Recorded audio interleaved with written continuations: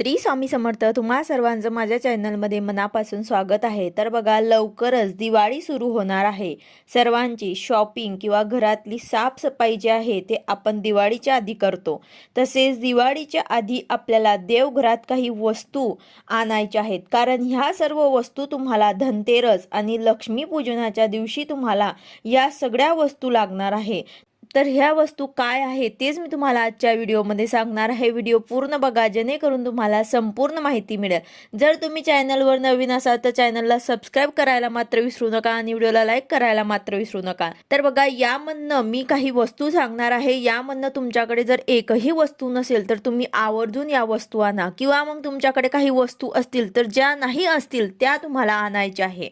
तर बघा, यातली सगळ्यात आधी महत्त्वाची गोष्ट म्हणजेच आपल्याला लक्ष्मीपूजनाच्या दिवशी आपण लक्ष्मी आणि कुबेर यांची एकत्रित आपण पूजन करत असतो, त्यांची पूजा करत असतो. म्हणजेच सगळ्यात आधी तुम्हाला काय घ्यायचे आहे, तर अर्थात तुम्हाला सगळ्यात आधी श्रीयंत्र घ्यायचं आहे.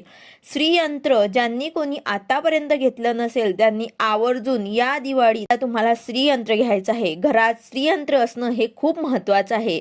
श्रीयंत्र हे माता लक्ष्मीचं आसन आहे. आता जिथे श्रीयंत्र असते तिथे माता लक्ष्मी वास करते. तर तुम्हाला आवर्जून श्रीयंत्र घ्यायचं आहे. दुसरं आहे कुबेर यंत्र. कुबेर यंत्र सुद्धा महत्त्वाचं आहे. ज्यांच्याकडे नसतील त्यांनी आवर्जून दिवाळीला घ्या. ज्यांच्याकडे श्रीयंत्र असेल त्यांनी आता कुबेर यंत्र घ्या, कारण हे सुद्धा खूप महत्त्वाचं असते. आपल्याला श्रीयंत्र आणि कुबेर यंत्र यांची एकत्रित आपल्याला लक्ष्मीपूजनाच्या दिवशी पूजा करायची आहे. यानंतर तिसरी वस्तू म्हणजेच भगवान विष्णू आणि माता लक्ष्मीचा एकत्रित फोटो आपल्याला लक्ष्मीपूजनाच्या दिवशी लागणार आहे. तर हा फोटो सुद्धा तुम्हाला घ्यायचा आहे. यामध्ये भगवान विष्णूचे माता पाय चेपत आहे असा तुम्हाला एकत्रित माता लक्ष्मी आणि भगवान विष्णूचा फोटो तुम्हाला आणायचा आहे. यानंतर चांदीचा सिक्का.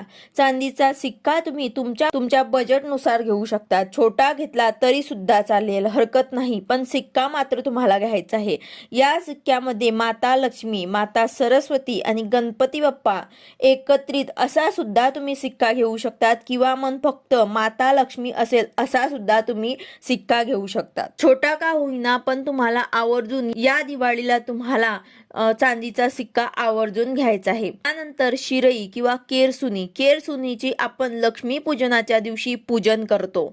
लक्ष्मीपूजनाच्या दिवशी केरसुनीचा खूप महत्त्व आहे. तर आपल्याला आवर्जून हे सुद्धा आणायचे आहे. यानंतर कमळगट्टा माळ हे सुद्धा महत्त्वाचे आहे, कारण रोज आपल्याकडनं कमळाचे फुलं हे देवीला अर्पण करू शकत नाही, म्हणून ही माळ जी आहे ते कमळाच्या बी पासून बनवलेली असते. तर हे माळ जेव्हा आपण श्रीयंत्रावर ते ठेवतो तर तेव्हा माता लक्ष्मीला 108 कमळाचे फुलं अर्पण केल्याचे आपल्याला फळ मिळत असते. त्याचबरोबर लक्ष्मीपूजनाच्या दिवशी यावर आपल्याला सेवा सुद्धा करायची आहे. याच नंतर गजलक्ष्मी, गजंत लक्ष्मी ज्याला आपण म्हणतो, तर हे गजलक्ष्मी सुद्धा अष्टलक्ष्मीपैकी एक असते. तर तुमच्या घरात गजलक्ष्मी असणं देखील महत्त्वाचं आहे. त्यानंतर दिवाळीमध्ये आपल्याला पिवळ्या कवड्यांची सेवा सुद्धा करायची आहे, तर ते सुद्धा तुम्हाला आणायचे आहे. जर तुमच्याकडे पिवळ्या कवड्या नसतील तर तुम्ही आवर्जून घेऊन या. देवघरामध्ये पिवळ्या कवड्या असणं हे खूप महत्त्वाचं आहे. यावर सुद्धा आपण वारंवार सेवा करत असतो.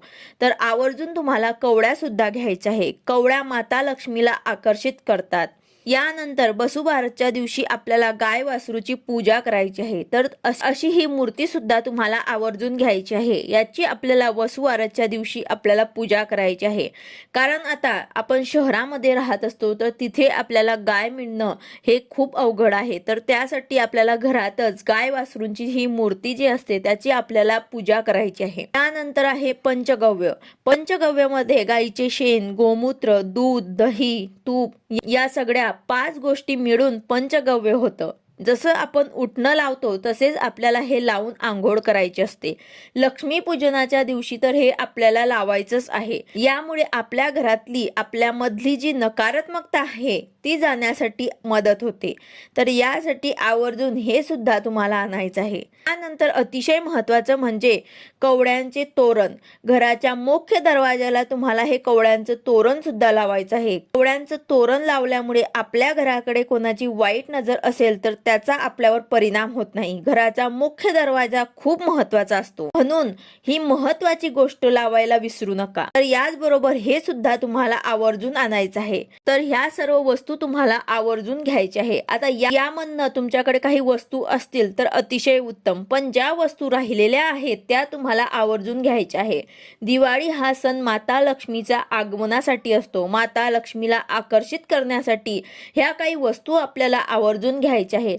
माता लक्ष्मीचे आपल्या घरामध्ये आगमन व्हावं म्हणून ह्या काही वस्तू दिवाळीच्या आधीच आपल्याला आणून ठेवायच्या आहे आणि या वस्तू आपल्याला आपल्या देवघरामध्ये स्थापित करायच्या आहे. त्यांची आपल्याला पूजा किंवा मग सेवा किंवा मग उपाय सुद्धा करायचे आहे. तर अशा प्रकारे तुम्हाला ह्या काही वस्तू ज्या आहेत ते तुम्हाला दिवाळीमध्ये आता लागणार आहेत. तर तुम्ही आवर्जून अगोदरच दिवाळीच्या अगोदरच आणून ठेवा, जेणेकरून आपल्याला वेळेवर ते पूजा करता येईल, सेवा करता येईल आणि तसेच उपाय सुद्धा आपल्याला करता येतील. तर यासाठी तुम्ही तुमच्याकडे जे वस्तू नसतील ते तुम्ही आणा किंवा मग तुमच्या बजेटमध्ये असतील तेच वस्तू तुम्ही घ्या. तर अशा ह्या काही वस्तू आहेत ज्या महत्त्वाच्या वस्तू आहेत, जे आपण एकदाच घेतो आणि ते आपल्या घरामध्ये स्थापित करतो, तर त्यावरती आपण वारंवार सेवा आणि उपाय करत असतो. तर अशा प्रकारे तुम्हाला ह्या दिवाळीमध्ये एकतरी वस्तू तुमच्याकडे जर नसेल तर तुम्हाला यामधनं एकतरी वस्तू घ्यायची आहे. आता बघा, यामधनं काही वस्तू ज्या आहेत ते अगदी 10-20 किंवा 30-40 रुपयांपर्यंतच आहे. फक्त 2-4 वस्तू अशा आहेत ज्या महाग असतील, तर तुम्हाला आवर्जून यामधनं एक जरी वस्तू तुम्ही घेतली तरी सुद्धा चालेल. व्हिडिओ आवडला असेल तर लाईक करा, शेअर करा, सबस्क्राईब करा. भेटूया अशाच नवीन व्हिडिओ सोबत. श्री स्वामी समर्थ.